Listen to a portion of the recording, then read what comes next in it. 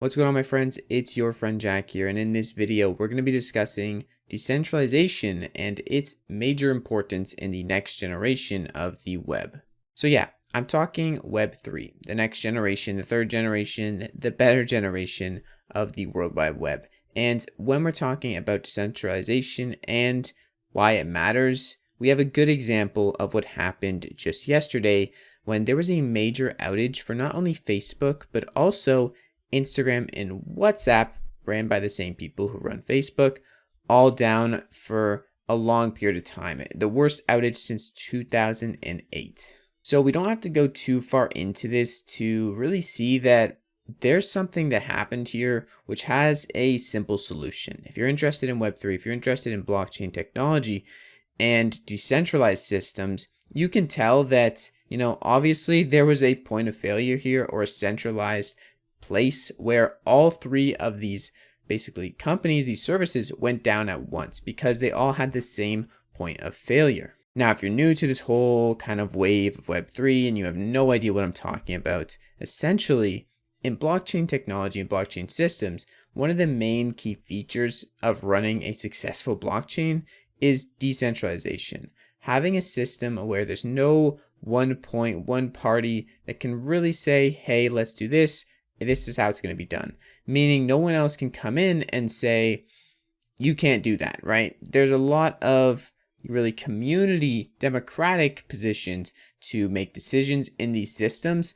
But from a standalone hardware kind of operating point of view, these blockchains are ran by hundreds, if not thousands of people all across the globe, not just one server farm, not just one building or three buildings across the globe.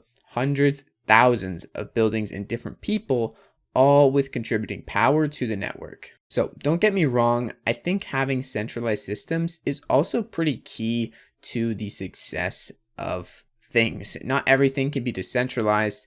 It just can't be that way. There's okay to have centralized systems, but let's say Facebook and WhatsApp and Instagram ran their servers or their network in a decentralized fashion. Now, that's not saying they're giving full control to everyone in the network to, say, hey, let's change the name of Facebook.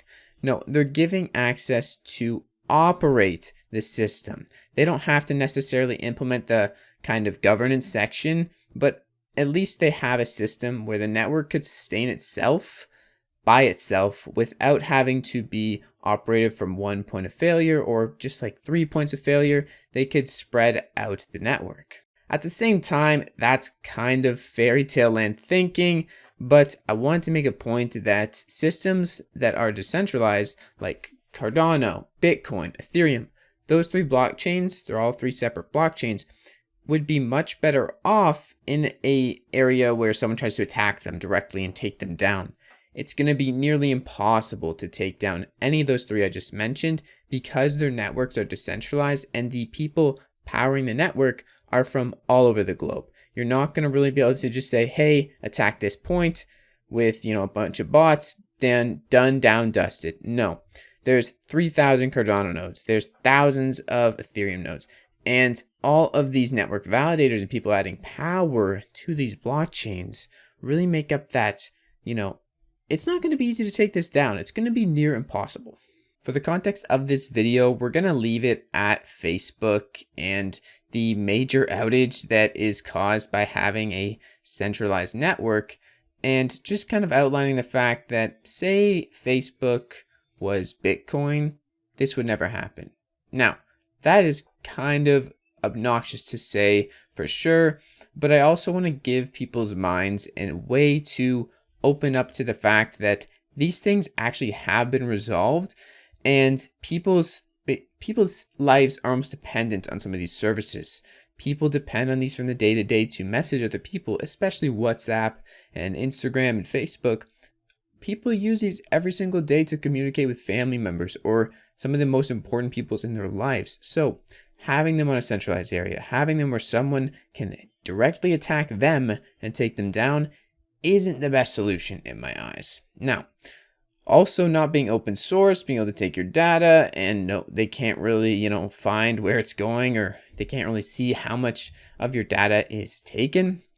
That's another red flag. So giving this time right now to tell people there's better solutions out there. One of the better solutions for, let's say, WhatsApp is Signal. That's a great one, open sourced and much better than WhatsApp. So there's always alternatives. And I think these alternatives going forward into the next generation of the web are going to become more prominent and are going to become preferred as people realize the damages of centralized systems have on these types of things. Things can still be centralized, but certain parts of it can also be made better with decentralization and open source code.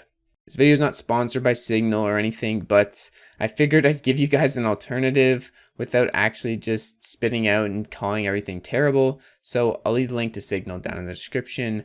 Endorsed by a lot of people, including Edward Snowden, Jack Dorsey, and many other people. So yeah, leave that down in the description. Anyways, I hope you guys enjoyed today's video, and I'll see you in the next one. Just remember, centralization matters, and you have the power to take control of where we take this next generation of the web. Peace out. Been your friend Jack. See you later.